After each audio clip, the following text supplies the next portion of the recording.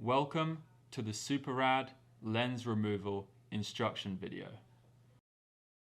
Step number 1, push center support bar with thumb and pull top rim so edge of lens is exposed.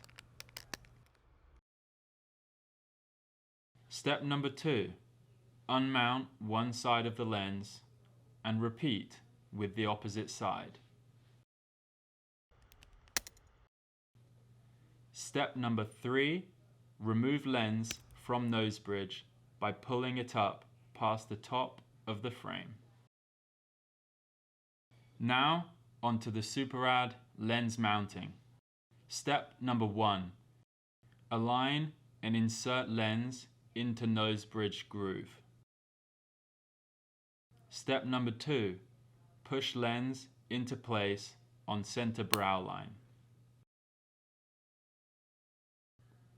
Step number 3, ensure upper and lower lens corners are slotted into the groove on one side.